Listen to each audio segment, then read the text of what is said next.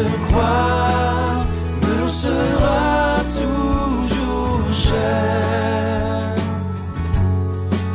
Et elle est gloire et victoire pour moi. Et par elle, en la maison du Père, la couronne est offerte à ma foi. Et par elle, en la maison du Père, la couronne est offerte à ma foi.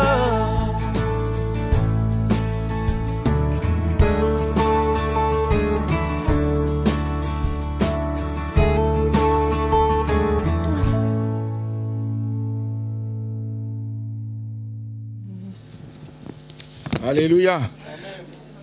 Que Dieu soit béni encore en ce jour. Moi, je crois qu'aujourd'hui est un jour merveilleux pour tout un chacun de nous. Et j'aimerais seulement rappeler que nous sommes dans un moment où nous parlons de la prière, la restauration, la prière, la prière. Alléluia. N'est-ce pas? Mais nous sommes dans un moment où nous voulons restaurer l'autel de prière. Non seulement dans l'église, non seulement dans nos familles, mais individuellement. Que nous soyons des hommes et des femmes qui apprennent à s'approcher du trône de la grâce de Dieu. Qui apprennent à entrer dans l'intimité de Dieu. De vivre dans l'intimité de Dieu. De demeurer dans l'intimité de Dieu. De rester ancrés dans l'intimité de Dieu. Parce que si nous ne sommes pas dans cette intimité-là, si nous ne demeurons pas dans cette intimité-là, si nous ne sommes pas en présence continuelle de la présence de Dieu, eh bien, nous loupons le coche. Nous loupons nos bénédictions. Et Dieu ne demande pas que nous soyons je sais pas, des hommes et des femmes qui marchent comme ça, non. Mais nous devons avoir une vie de prière. Continuer une vie de prière. Notre vie à nous est une vie de prière. Comme nous respirons là, ça doit être comme ça, notre vie de prière. Amen. Mais avant d'aller plus loin, je voudrais inviter notre sœur Cécile, si elle peut venir. Après ma sœur, après. Ok. Après. Ok.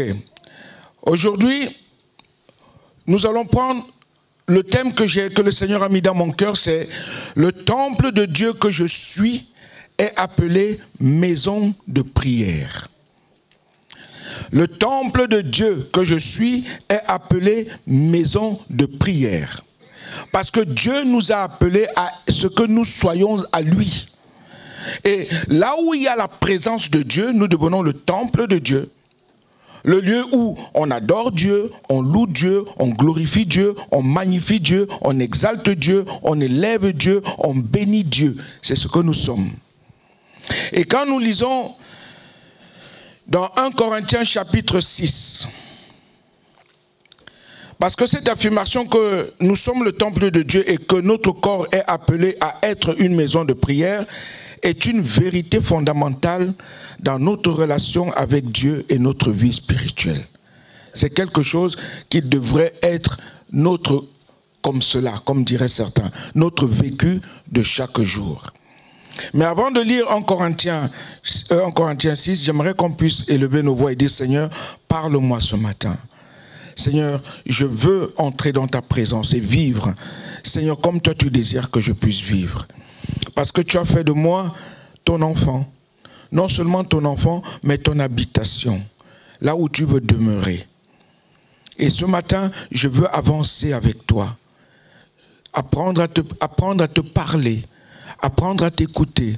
Apprendre à t'entendre, Seigneur. Comme toi, tu apprends chaque jour à m'entendre, à m'écouter. Apprends-moi aussi à entrer dans cette même dimension, cette même relation avec toi. Alors ce matin, remplis-nous encore de toi, que je puisse serrer ta parole dans mon cœur, afin de ne point pécher contre toi. Seigneur, bénis ta parole et bénis tout un chacun de nous, afin qu'en sortant dans ce lieu, nous soyons encore bénis, parce que nous sommes déjà bénis en ta présence. Au nom de Jésus. Amen. Amen. Voilà. Nous sommes le temple de Dieu. Nous sommes la maison de Dieu. Et là où Dieu est, on ne peut plus vivre n'importe comment. On est d'accord? On est d'accord? Alors dans 1 Corinthiens 6, on va lire à partir du verset... Allez, je voulais prendre à partir du verset 19, mais je veux prendre à partir du verset 15 jusqu'au verset 20. Voici ce qui est écrit dans la parole de Dieu. C'est l'apôtre Paul qui parle ici, conduit par le Saint-Esprit. Ne savez-vous pas que vos corps sont des membres de Christ? Prendrai-je donc les membres de Christ pour en faire les membres d'une prostituée? Loin de là. Ne savez-vous pas que celui qui s'attache à la prostituée est un seul corps avec elle? Car, est-il dit, les deux deviendront une seule chair. Mais celui qui s'attache au Seigneur est avec lui un seul esprit. Fuyez l'impudicité. Quelque autre péché qu'un homme commette, ce péché est hors du corps. Mais celui qui se livre à l'impudicité pêche contre son propre corps. Et le verset 19 dit, ne savez-vous pas que votre corps est le temple du Saint-Esprit, qui est en vous, que vous avez reçu de Dieu, et que vous ne vous appartenez point à vous-même, car vous avez été rachetés à un grand prix. Glorifiez donc Dieu dans votre corps et dans votre esprit qui appartiennent à Dieu. Amen. Le temple doit être un lieu de louange, d'adoration, d'amour, comme je l'ai déjà dit, de paix. Le temple, c'est un lieu où on reflète la présence de Dieu. Si nous regardons le temple de Jérusalem à l'époque, ou si nous considérons même le tabernacle, la présence de Dieu y était constamment. Celui qui entrait dans cette présence ne pouvait pas entrer étant souillé. C'était impossible d'entrer dans cette présence de Dieu étant souillé. Il fallait à tout prix que la personne se sanctifie d'abord elle-même avant de pouvoir entrer dans ce lieu très saint. Je vais pas à pas pour comprendre combien nous sommes appelés maison de prière avant d'arriver à ça. Et lorsque Dieu dit nous sommes son temple, il commence à montrer que là où il y a sa présence, là où Dieu demeure, il dit là où je demeure, c'est un lieu de sanctification, un lieu mis à part, un lieu où moi, ma gloire doit demeurer. La présence de Dieu, là où toi qui es temple de Dieu, moi qui suis temple de Dieu, nous devrons refléter ce que Dieu est. Quand on disait allons à Jérusalem, quand les gens disaient allons à Jérusalem, allons adorer Dieu à Jérusalem dans son temple. Les gens venaient parce qu'il y avait la présence de Dieu. Il y avait la grandeur de Dieu. Il y avait la majesté de Dieu. Il y avait ce que Dieu est dans ce temple. Et lorsque nous avons reçu Dieu dans notre vie, lorsque nous avons accepté Jésus-Christ comme notre Seigneur et Sauveur personnel, lorsqu'il fait de nous ses enfants, les enfants de Dieu, il nous donne aussi la capacité de devenir l'habitation de Dieu. L'habitation de Dieu. Et si ma vie est une habitation de Dieu, ça signifie que toute ma vie doit refléter la présence de Dieu comme dans le temple ou comme dans le tabernacle. Tout en moi. Vous savez, quand Moïse entrait dans le tabernacle, quand il ressortait, ce n'était plus le même Moïse. Oui ou non? Alors, ce matin, comment nous considérons-nous? Parce que la présence de Dieu, tu l'as. Tu es devenu le temple de Dieu, la maison de Dieu, là où Dieu vit. Le Saint-Esprit est Dieu. Le même esprit qui ressuscita Christ Jésus vit en nous. Est-ce que vous comprenez cela? Alléluia. Alléluia. Donc ça veut dire que toute ma vie doit honorer celui qui vit en moi.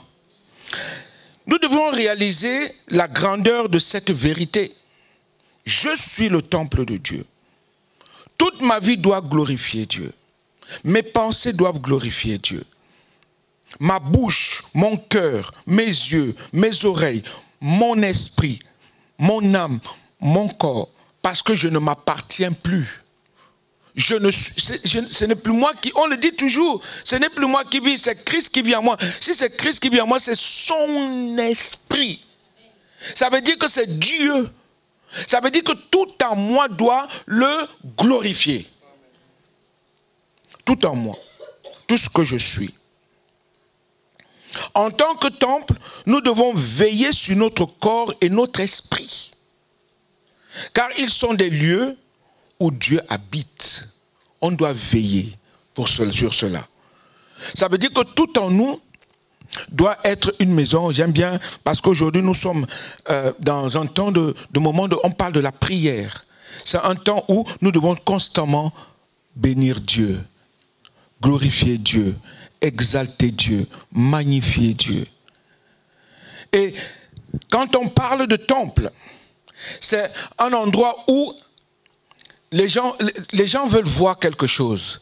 Les gens veulent ressentir quelque chose dans le temple. Quand nous voyons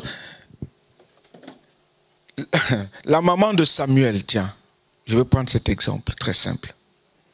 Elle allait à Jérusalem chaque année. Elle allait à Jérusalem pour prier. Elle allait demander la présence de Dieu. Elle montait toujours dans le lieu très saint, dans ce lieu-là, dans le lieu où il y a la présence de Dieu. Et c'est ce que les gens devraient faire quand ils vont nous voir. Quand ils nous voient, ils doivent venir vers nous disant, cette personne, c'est la présence de Dieu. Je sens quelque chose d'autre en cette personne, même en cet enfant. Quand je regarde cet enfant, il est différent de moi. Quand je regarde cet homme, cette femme, cette jeune fille, ce jeune homme, ils sont différents de ce que nous sommes. Ils ne parlent pas comme nous, ils n'agissent pas comme nous, ils ne réagissent pas comme nous, on ne sait pas ce qu'ils sont. Les gens sont émerveillés, étonnés de pouvoir nous regarder. Et les gens aiment notre présence. Je donne toujours cet exemple. Je travaillais à le Grand Auchan de Lyon, à Saint-Priest. Et je peux vous dire que tous les lundis matins, je n'étais que simple agent de sécurité. Mais tous les lundis matins, le directeur de ce Grand Auchan m'appelait pour prier. Il disait, ta présence ici, là, nous permet d'être heureux. Et le Seigneur permet que nous fassions du chiffre. Je ne sais pas si ce monsieur était chrétien ou pas, mais je sais qu'il m'appelait pour que je prie, pour que la semaine se passe bien. Parce qu'il aimait ma présence, il aimait la présence de Dieu en moi. Il aimait la voir. Il dit, tu me fais du bien quand je te vois. Monsieur Soriano. C'était le grand directeur d'Auchan. Et chaque fois, il m'appelait. Et tous les lundis matins, quand il faisait leur débrief, il disait, appelez Jean Blaise pour qu'il prie pour nous. C'est merveilleux, non? C'est merveilleux, n'est-ce pas? Et des fois, la présence de Dieu en toi, toi qui es temple, ça gêne les autres. Ça dérange. Vous savez ça? Les gens n'aiment pas te voir. Les gens n'aiment pas t'approcher. Et je vais vous donner ce témoignage. Il y a un frère qui travaille avec moi, je lui ai dit, tu sais, là où je suis là, plus personne ne vient ici là parce qu'ils savent qu'il y a la présence de Dieu. Ça dérange, ça gêne. Même pour m'appeler, ils ont peur de m'appeler parce que je me retrouve tout seul au bureau, tout seul là. Plus personne ne vient, personne ne passe plus. Je ne sais pas pourquoi. Je ne sais pas pourquoi. Et quand s'ils viennent vite fait, ils repartent. Ils ne veulent pas rester. Ils ne veulent plus. Parce que la présence, parce que chaque fois, dès que j'entre, j'ai dit, Seigneur, c'est toi qui es là. Et je me mets à prier tout de suite. Pourquoi? Parce que tu gênes, tu déranges. Les gens n'aiment pas, ceux qui ne veulent pas Dieu n'aiment pas la présence de Dieu. Et c'est ce que tu es. Et tu es le temple de Dieu. Et tu devrais le refléter. Alléluia. Deuxièmement, nous sommes appelés maison de... On va arriver à ça. Lisons Matthieu chapitre 21.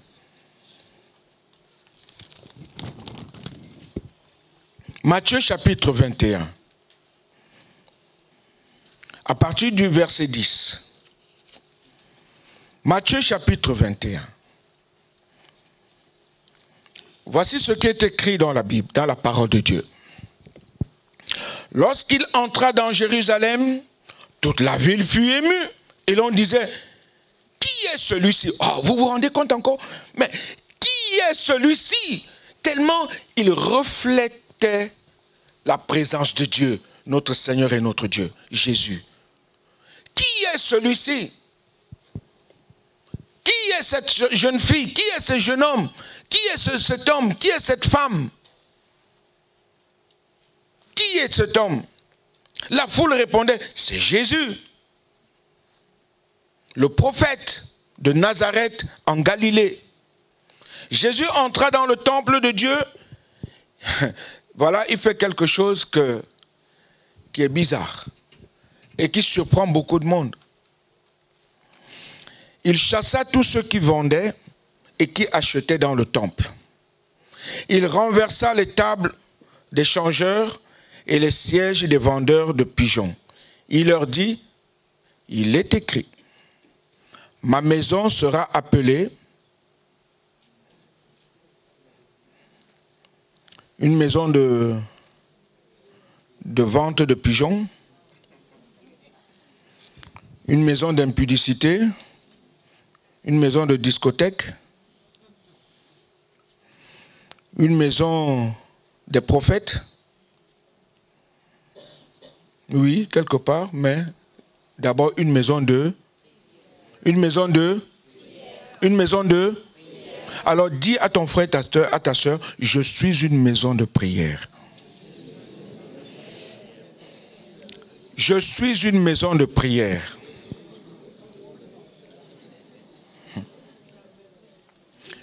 Et on ne va pas s'arrêter là. Hein. Écoutez la suite, ce que Jésus-Christ dit après. Mais vous en avez fait une caverne de... Ah, maintenant, on va aller un peu plus loin. Nous sommes le temple de Dieu.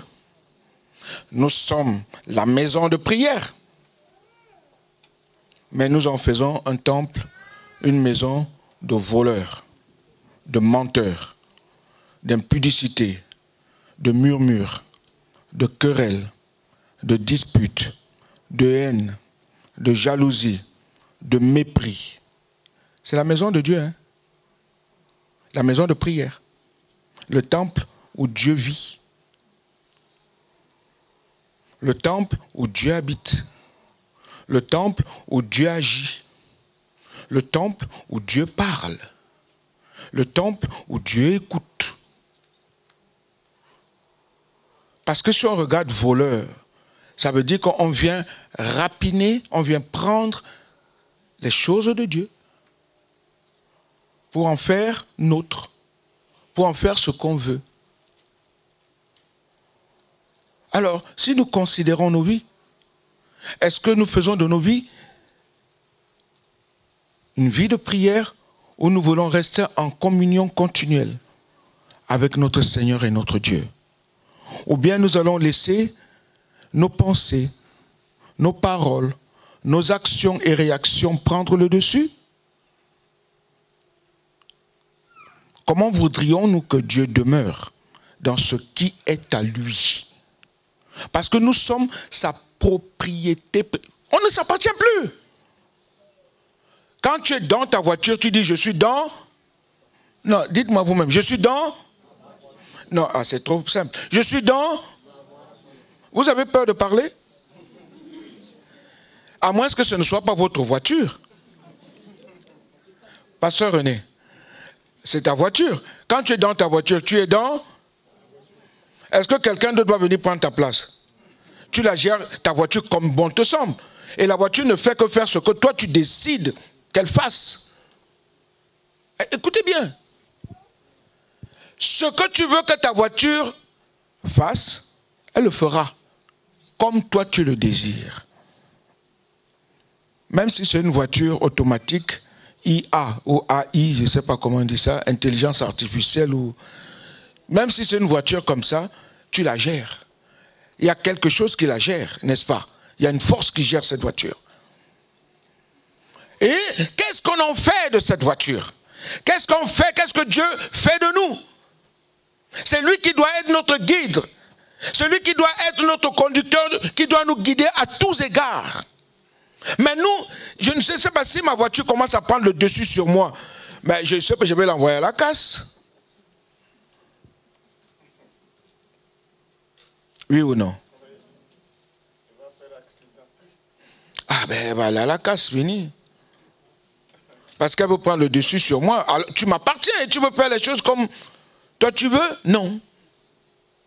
Non. C'est pas possible. Mais voilà pourquoi Jésus-Christ entre dans le temple et dit, hé, cette maison, est-ce que vous la respectez?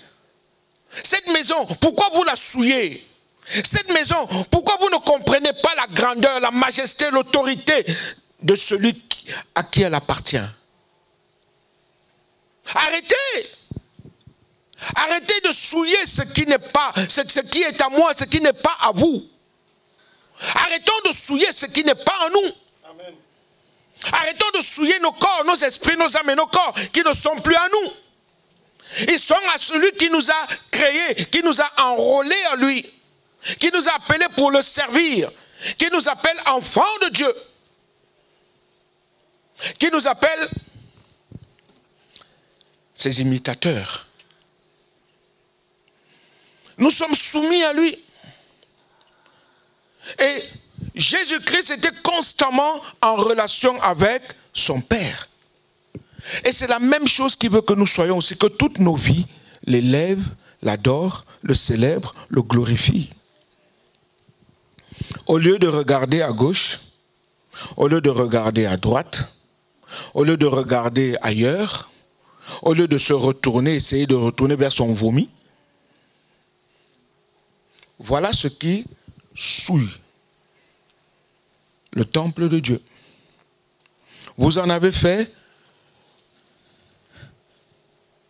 il ne dit même pas maison de voleurs, il dit une caverne. C'est une grotte. Vous faites une grotte. Ce n'est plus un lieu saint, ce n'est plus un lieu pur. Un lieu qui brille, ça devient un lieu sombre. Une caverne est sombre. Vous en faites une caverne. Une caverne. Alors considère ta vie. Considère le temple que tu es. Considère la maison que tu es. Ça veut dire que tu es en train de couper ces liens-là, de couper cette relation avec ton Dieu quand tu ne pries pas. Quand tu ne recherches pas sa face. Quand tu ne t'humilies. Je ne dis pas de venir devant lui en disant « Oh Dieu, bénis-moi ». Non. L'humilité précède. Dieu est Dieu. On doit commencer à comprendre qui il est. Il est tout grand, il est tout puissant, il est majestueux, il est glorieux. Il est fort. Il est Dieu. Et donc quand nous commençons à comprendre sa grandeur, son autorité, sa majesté, ce qu'il est, on ne peut que s'humilier devant sa sainteté. C'est lui qui dévoile les secrets de nos cœurs et de nos pensées. Et nous connaissons tout ce qui est au plus profond de nous, qui nous empêche d'entrer dans cette relation avec lui, qui nous empêche de prier, qui nous empêche de pouvoir demeurer dans sa sainte présence chaque jour. Dieu a besoin de nous, comme nous aussi nous avons besoin de lui. Vous en avez fait une caverne de voleurs. Vous faites de cette maison de prière une caverne, un lieu sombre, un lieu de ténèbres. Ça devient des ténèbres. Il n'y a plus la lumière de Dieu. Il n'y a plus la présence de Dieu. Quand tu as tes pensées qui prennent le dessus. Quand tu as ton orgueil qui prend le dessus. Quand tu ne fais plus la volonté de Dieu. Quand tu ne fais plus la volonté de Dieu. Quand tu ne médites plus sa parole. Tu ne plonges plus tes regards dans ce qui est saint. Ou bien tu plonges tes regards dans ce qui est saint, mais quand tu vois que Dieu te dit, repens-toi, tu dis, oh Seigneur, toi aussi. Je te dis, repens-toi, soumets-toi à ma volonté. Tu dis, Seigneur, quand je pense d'abord à ce que l'autre m'a fait, non, moi, Seigneur, oui, je t'aime toi, hein, mais mon frère là, Dieu te dit, on a parlé de l'amour. On a prié les uns les autres ce matin. L'amour de Dieu, sans amour. Dieu est amour. Et l'amour de Dieu est en Dieu. Et cela doit demeurer. Il faut que les gens le ressentent. Il faut que les gens le vivent. Parce que tu vas dans la présence de Dieu, tu vas rechercher sa grandeur, sa grâce, sa bonté, sa fidélité envers toi, envers ton prochain. Tu es béni. Alléluia. Ce verset nous rappelle que notre vie doit être axée sur la prière. La prière et l'unité, la communion avec Dieu. Nous devons faire de notre vie quotidienne un lieu de prière.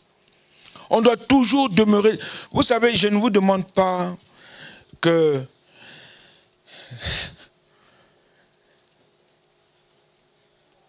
quelqu'un vient te demander, tu ne pries même pas, je ne te vois pas prier. Ce n'est pas ça, ce n'est pas parce que tu ne vois pas quelqu'un en train de prier que la personne ne prie pas. Attention. Attention. Attention.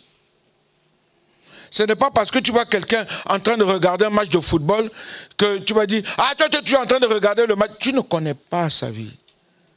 Tu ne sais pas, peut-être même en train de regarder, il ne regarde même pas le match, il est ailleurs. Ou elle est ailleurs. Sa pensée est ailleurs. Il est en train peut-être de recevoir quelque chose que toi tu ne reçois pas. Parce que tu es en train de critiquer. Tu es en train de murmurer. Regarde comment elle est. Regarde. Elle dit qu'il prie. Regarde, elle dit qu'elle est chrétienne. Il est chrétien. Regarde ça. Tu es en train de murmurer, de critiquer l'autre. Pourquoi? Tu ne sais pas. Il faut une relation authentique. Il faut que tu recherches la face de Dieu toi-même. Loue Dieu. Loue Dieu, loue Dieu, adore Dieu, célèbre Dieu, magnifie Dieu dans tout ce que tu es et dans tout ce que tu fais dans ta vie de chaque jour. Et tu verras comment Dieu te comblera de ses bontés et de sa fidélité. Amen. Nous devons prier non seulement pour nos besoins. Le problème, c'est que nous sommes tellement centrés sur nos propres besoins que nous oublions les autres. Oh Dieu, tu vois. Et le souci, c'est que nous nous plaignons énormément dans nos prières. Nous nous plaignons énormément dans nos prières. Oh Seigneur, regarde comment je souffre. Tu vois ce problème. Tu vois. Dieu te dit, mon ami, avant même que tu ouvres ta bouche, je sais, je connais ton problème.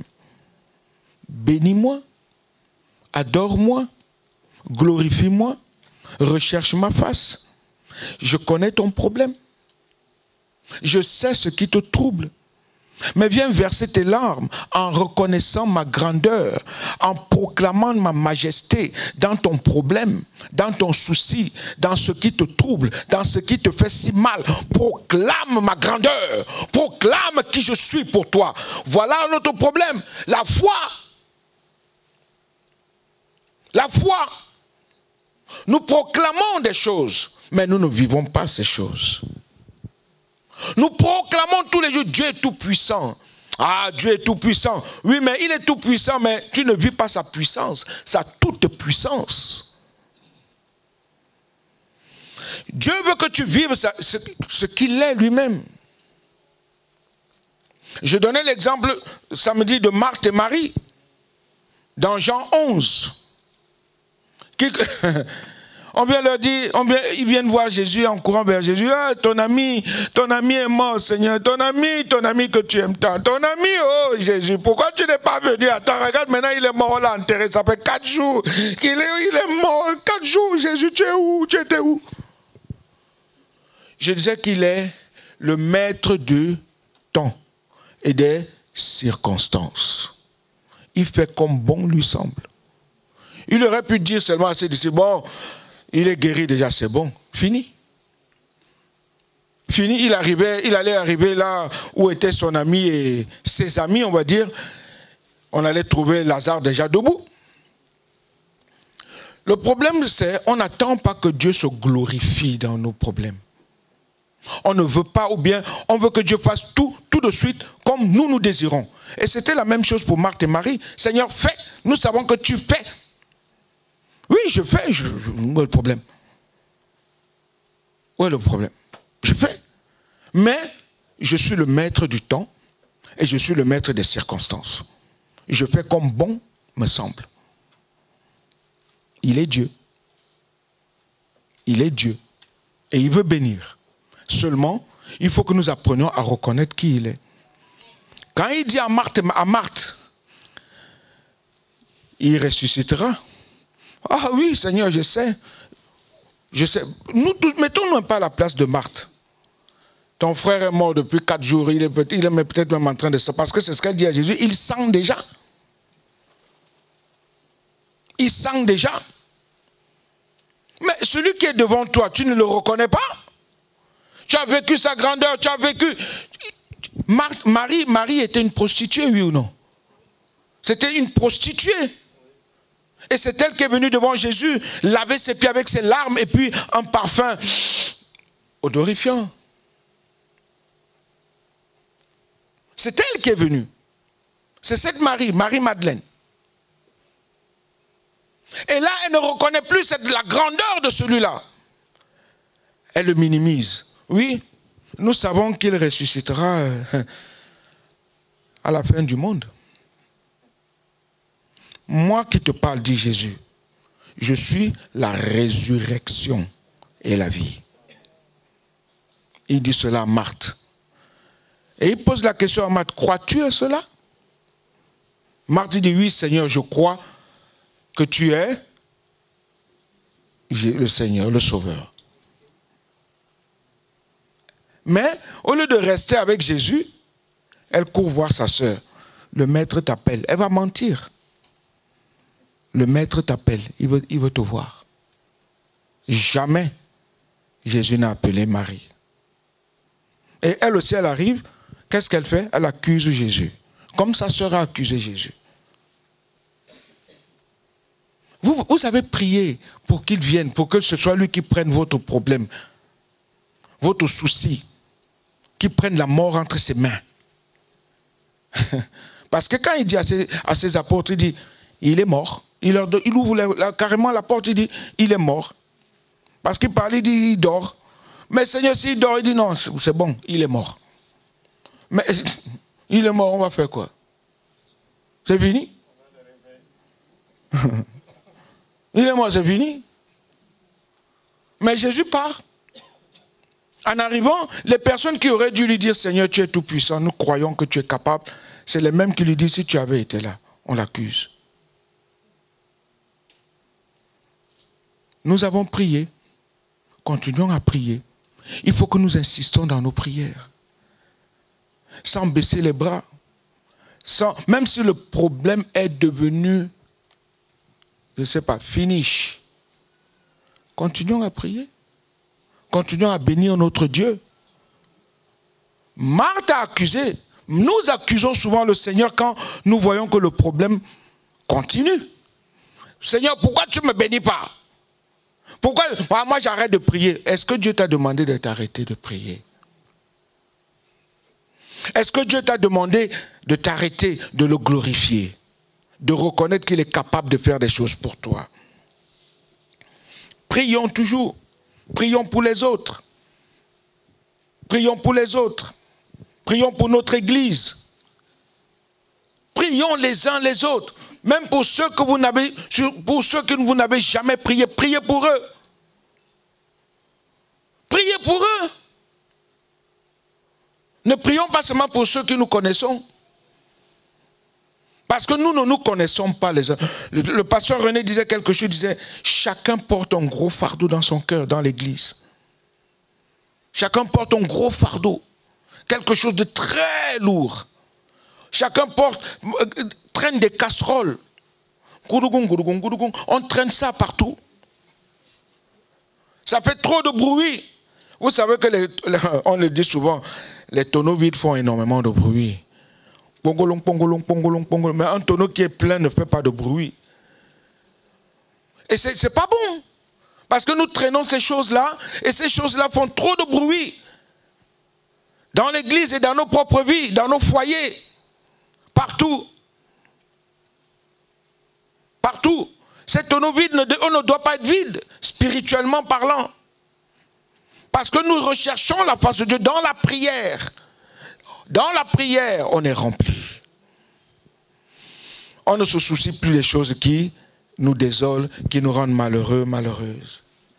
Alléluia. Et Jésus-Christ a... Je parlerai de ça prochainement, de Marthe et Marie. Parce que le Seigneur m'a ouvert les yeux autrement de parler de ces deux sœurs-là et de leurs frères. Parce que la réaction de Jésus face à ces sœurs-là est terrible. Il tressaille quand Marie revient, il tressaille. Pourquoi? Je me suis posé la question, Seigneur, pourquoi tu tressailles? Pourquoi tu tressailles? Il a tressailli à cause d'une petite chose très simple dans la vie des enfants de Dieu. L'incrédulité. L'incrédulité. L'incrédulité. Il dit, Marie est venue, il n'a pas tressailli. Marthe est venue, il n'a pas tressailli. Marie est venue, il dit, mais Marie vient, je dis, donne une parole vraie. Je suis, Marthe, je suis la résurrection et la vie. Qu'est-ce que tu allais raconter à Marie? Je n'ai pas appelé Marie, il fallait juste dire à Marie, celui qui est la résurrection et la vie est là. Celui qui est la résurrection et la vie est là. Et voilà la résurrection de notre frère, elle est là. Point. Qu'est-ce que tu allais dire à Marie? Le maître t'appelle, il veut te voir. Le maître ne t'a jamais appelé, Marie. Elle aussi, elle court. Si tu avais été là, Seigneur, pourquoi tu es comme ça? Je ne t'ai jamais appelé, Marie. Tu viens m'accuser, pourquoi? J'ai donné une parole à ta sœur. Je lui ai dit qui je suis. Et votre frère va ressusciter parce que je suis cette résurrection-là. Pourquoi tu ne crois pas? Pourquoi les gens, nous devenons incrédules? L'incrédulité nous a envahis. Même dans nos prières, nous ne croyons plus que Dieu peut bénir. Quand nous prions, est-ce que nous croyons que Dieu est capable de faire des merveilles dans nos vies? Dans nos couples, dans les familles, dans la vie de nos enfants, dans la vie de nos époux qui ne croient pas. Les épouses qui ne croient pas. Est-ce que nous croyons que Dieu est capable de relever un couple, de relever un enfant qui est têtu, un enfant qu'on n'a plus d'espoir? Est-ce que vous croyez que Dieu est capable? Une situation compliquée. Vous croyez que Dieu est capable de briser les verrous? Aïe, aïe, aïe, aïe, aïe. Pasteur René, c'est peut-être toi seul qui crois, je ne sais pas, mais bon. Amen. Il est capable, mon frère, ma soeur. Et il veut le faire maintenant.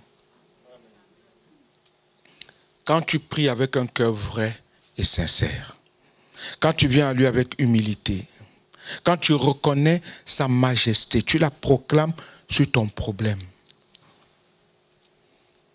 On le dit, le nom de Jésus est au-dessus de... Que l'on peut nommer où? Sous la terre, sur la terre, comme...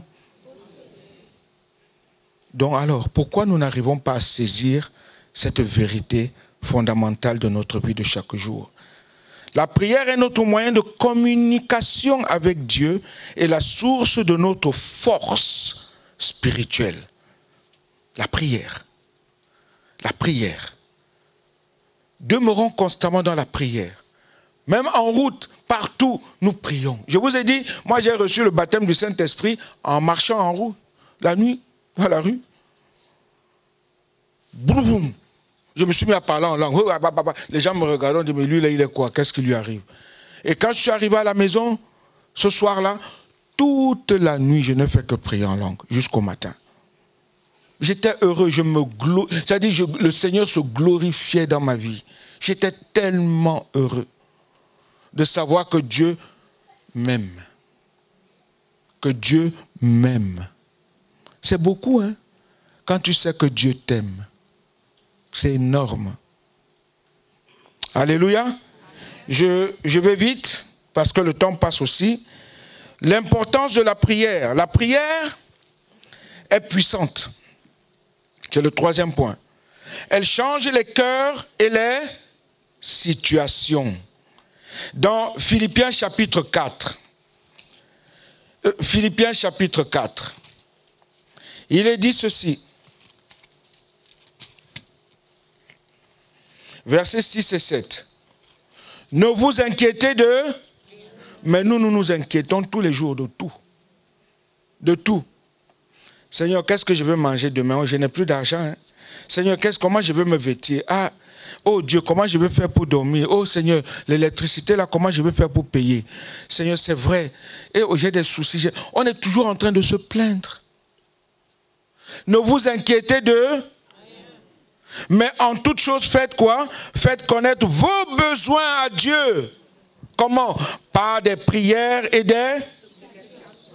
Nous supplions.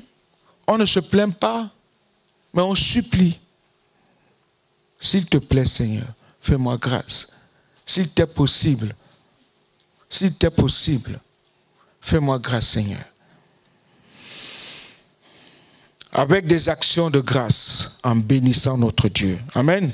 Et la paix de Dieu qui surpasse toute intelligence gardera vos cœurs et vos pensées en Jésus. Amen. Amen.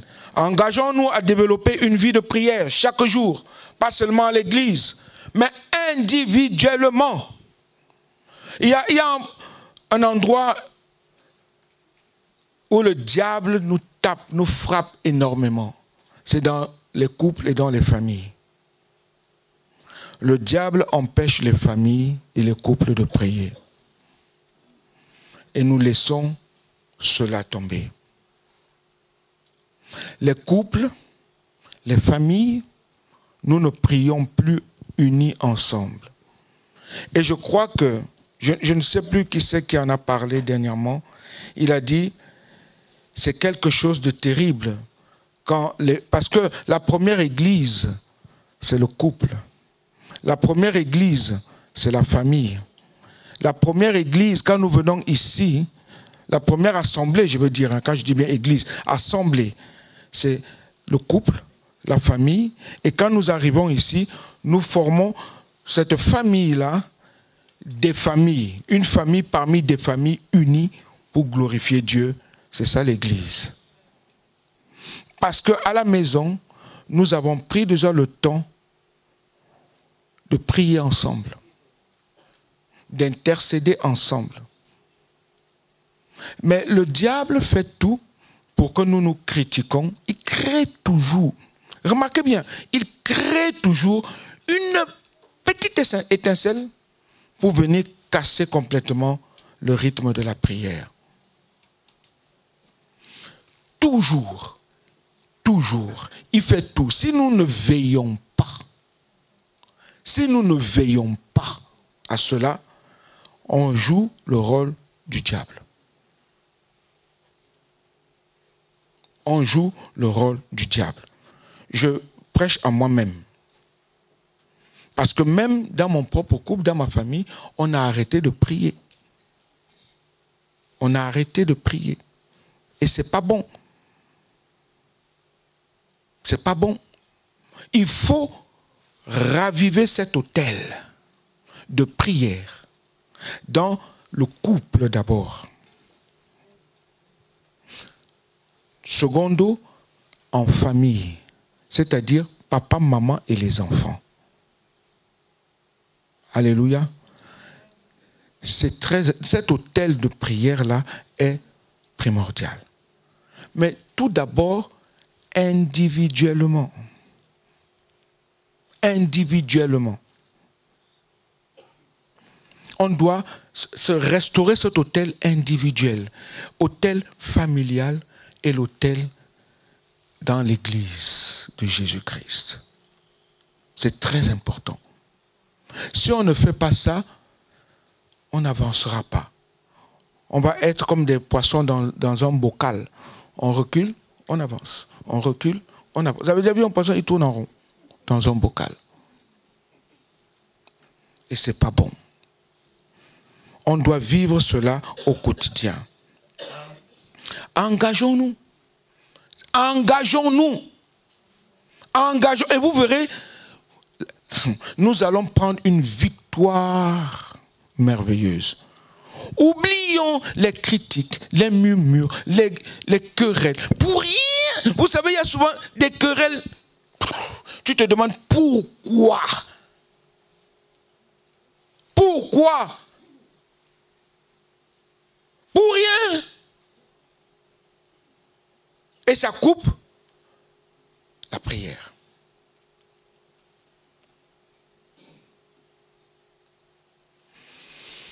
Moi, je travaille de nuit et j'avais pris l'habitude, quand je rentre, je dis bonjour à ma femme, je prends sa main ou elle prend ma main, on prie. On prie. Mais l'ennemi crée souvent des situations pour qu'on ne se prenne pas la main et qu'on prie. C'est seulement nous derrière qui se témoignent d'affection. Et c'est pas bon. C'est pas bon. C'est l'ennemi qui applaudit. J'ai gagné, j'ai gagné, j'ai gagné. C'est pas bon. Je ne veux pas que l'ennemi se réjouisse. Je ne veux pas. Je ne veux pas.